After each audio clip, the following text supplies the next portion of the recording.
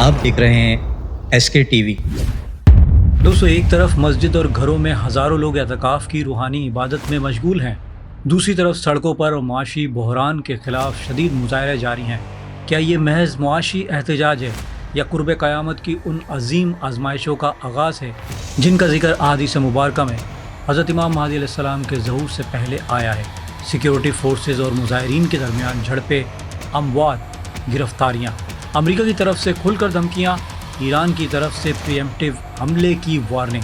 क्या हज़रत इमाम महदी अलैहिस्सलाम के ज़हूर से पहले लोग 3 ग्रोहों में तकसीम हो जाएंगे? और क्या आज वो ग्रोह तकसीम हो रहे हैं? इन सब बातों की हकीकत क्या है, आज की इस वीडियो में जानने की कोशिश करेंगे। और दोस्तों, मैं आपके लिए ऐसी इन्फॉर्मेटिव वीडियो बनाते रहता हूँ, तो इसलिए प्लीज़ मेरे इस चैनल को सब्सक्राइब कर दीजिए।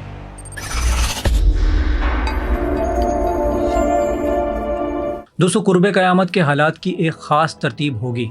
दज्जाल के निकलने से पहले क्या होगा और हज़रत इमाम महदी अलैहिस्सलाम के ज़हूर से पहले दुनिया किन मराइल से गुजर रही होगी। दोस्तों, सबसे पहले बुनियादी बात ये समझनी है कि कुर्ब क़यामत की बातें तफरीह के लिए नहीं बताई जाती। ये इसलिए नहीं कि लोग सुनकर कहें वाह क्या मंजर होगा या क़यामत जल्दी आ जाए।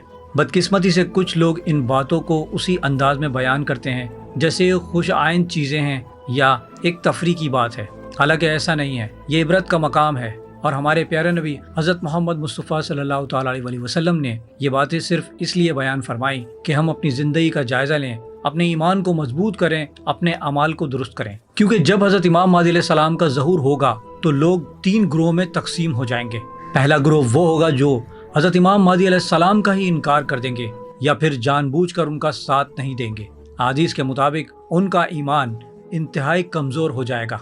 और दोस्तों, मैं आपको बता दूं कि तारीख में बड़े बड़े लोगों ने पहले भी इमाम महदी अलैहिस्सलाम के तसव्वुर का इनकार किया है और आज भी कुछ गिरोह उन्हें महज एक ख्याल या एक वहम समझते हैं। माज़अल्लाह, जब दोस्तों ऐसे लोगों के सामने हकीकी निशानियां सामने आएंगी तो यकीनी तौर पर भी वो हज़रत इमाम महदी अलैहिस्सलाम का साथ नहीं देंगे। जबकि दोस्तों दूसरा जो गिरोह होगा वो लोग हज़रत इमाम महदी अलैहिस्सलाम का साथ देंगे और वो अजीम जंगों में शरीक भी होंगे। हदीस में आया है कि ये जंगें इंतहाई खौफनाक होंगी और ये इतनी खौफनाक होंगी कि हदीस मुबारका में इस बात का भी जिक्र है कि हर 100 में से 99 शहीद हो जाएंगे, यानी पूरे घराने उजड़ जाएंगे। एक घर से सिर्फ एक अफराद जिंदा बचेगा। ये नुकसान बेमिसाल होगा। हम जदीद हथियारों की कयास आराइयां नहीं करते, बस इतना कहते हैं कि जितना हमारे प्यारे नबी हज़रत मोहम्मद मुस्तफ़ा सल्लल्लाहु तआला अलैहि वसल्लम ने इन जंगों की शिद्दत के बारे में बताया है वो तबाकुन होंगी और उसमें इतनी शहादत होगी कि उसका शुमार नहीं होगा। यानी दोस्तों, जो हज़रत इमाम महदी अलैहिस्सलाम के साथ जो दूसरा ग्रोह होगा उसमें अक्सरियत में लोग शहीद हो जाएंगे और उन शहदा का रुतबा ग़ज़वा बदर जैसा होगा। दोस्तों, तीसरा ग्रोह जो होगा वो लोग जो जंगों में शरीक होंगे लेकिन शहीद नहीं होंगे, यानी वो गाजी होंगे, जिंदा बच जाएंगे। हदीस मुबारका के मुताबिक उनका ईमान इतना मजबूत होगा कि कोई फितना उन्हें नुकसान नहीं पहुंचा सकेगा। उनके बाद मदीना वीरान, बैतुल मुक़द्दस आबाद और फिर मुसलमान कुस्तुनतुनिया यानी इस्तांबुल को फतह करेंगे। यानी जिसका मतलब है कि कुर्ब क़यामत में इस्तांबुल मुसलमानों के हाथ से निकल चुका होगा। और दोस्तों, जो हालात और वाक़यात हम देख रहे हैं और जिस तरह से मुल्कों पे कब्जा हो रहा है, अब इस बात का कोई इनकार नहीं कर सकता कि कुस्तुनतुनिया पे यहूद व नसारा कब्जा नहीं होगा। दोस्तों, आप गौर तो कीजिए, ये सब तो अब हम अपनी आंखों से देख रहे हैं कि कैसे मुल्कों पे एकदम से कब्जा हो जाता है। और दोस्तों, अब ये मामलात ईरान की तरफ बढ़ रहे हैं और ईरान पे कब्जे की बातें हो रही हैं। दोस्तों, मौजूदा हालात के मुताबिक अगर ईरान पर नज़र डालें तो वहाँ पे मस्जिदों में एतकाफ़ है, क्योंकि दोस्तों रजबुल मुरज्जब के महीने में ईरान की मस्जिदों में एतकाफ़ की रिवायत है। जमकरान मस्जिद, इमाम रज़ा अलैहिस्सलाम के हरम, अस्फ़हान और शराज की मस्जिद में भी हज़ारों लोग एतकाफ़ में बैठे इबादत कर रहे हैं। ये रूहानी सुकून और अल्लाह की कुर्बत का मौका है और इन इज्तिमात और नौजवानों की कसीर तादाद की वजह से भी ऐसा लग रहा है कि बहुत सारे लोग बाहर निकले हुए हैं। हालांकि दोस्तों, तेहरान समेत मुतअद्दिद शहरों में दुकानें बंद हैं और बाजार हड़ताल पर हैं। मुजाहिरीन सड़कों पर और सिक्योरिटी फोर्सेस के साथ झड़पें हो रही हैं। हुकूक इंसानी तंजीम के मुताबिक दर्जनों अमवात और हज़ारों गिरफ्तारियां हो चुकी हैं। अमरीकी सदर डोनाल्ड ट्रंप की तरफ से भी खुलकर धमकियां दी गईं कि अगर मुजाहिरीन पर तशद्दुद हुआ तो अमरीका मदाखलत करेगा। और दोस्तों, मैं आपको बता दूं कि जवाब में ईरान की फौज और डिफेंस काउंसिल की तरफ से भी प्रीएम्प्टिव हमले की वार्निंग जारी कर दी गई है। यानी अगर खतरा महसूस हुआ तो ईरान पहले खुद ही हमला कर देगा। دوستو تناؤ اس قدر عروج پر ہے کہ آبنائے ہرمز اور تیل کی عالمی سپلائی متاثر ہونے کا خطرہ ہے۔ ایرانی وزیر خارجہ نے اپنے بیان میں واضح کیا ہے کہ امریکہ یہ بات ایرانی عوام سے ہمدردی کی وجہ سے نہیں کہہ رہا، بلکہ یہ ایران کے اندرونی معاملات میں زیادہ سے زیادہ دباؤ بڑھانے کی کوشش ہے اور یہ دھمکیوں اور مداخلت کی پالیسی کا حصہ ہے۔ اسی پالیسی کا مقصد تشدد اور دہشت گردی کو اکسانا اور ایران میں فتنہ اور تباہی پیدا کرنا ہے۔ ایران کے وزارت خارجہ نے بھی کہا ہے کہ اسلامی جمہوریہ ایران اپنے آئینی اصول کے مطابق پرامن مظاہروں کو قبول کرتا ہے اور قانون کے دائرے میں عوام کے جائز مطالبات پورے کرنے میں کوئی کسر نہیں چھوڑے گا۔ مالی مشکلات میں اور مہنگائی پر قابو پانے کے لیے کام شروع ہو چکا ہے۔ ایران نے یہ بھی الزام لگایا کہ موجودہ حالات کا ذمہ دار امریکہ ہے۔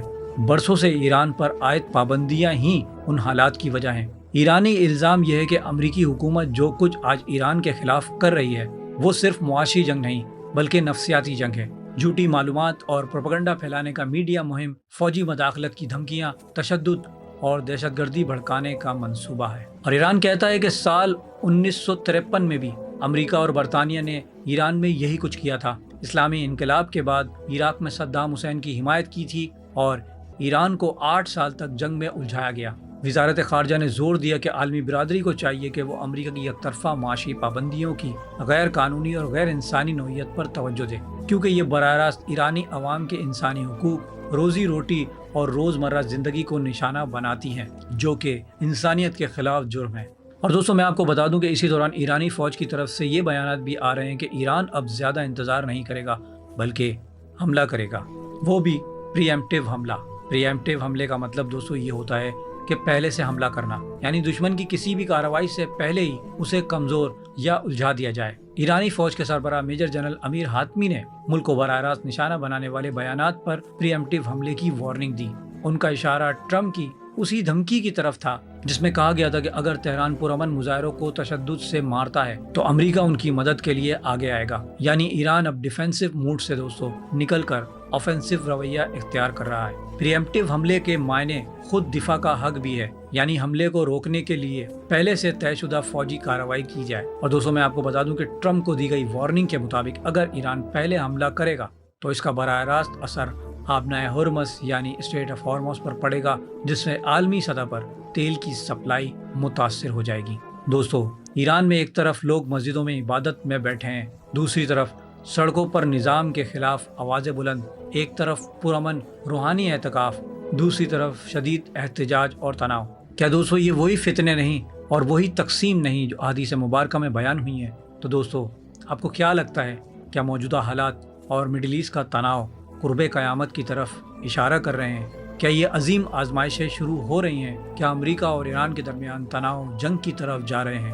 کیا دوستو حضرت امام مہدی علیہ السلام کے ظہور کا وقت قریب سے قریب تر آتا جا رہا ہے؟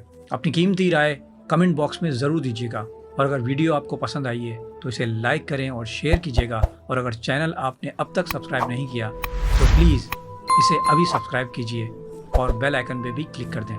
اب میں ملوں گا آپ کو ایک ایسی ہی انفارمیٹیو ویڈیو کے ساتھ، تب تک کے لیے اللہ حافظ۔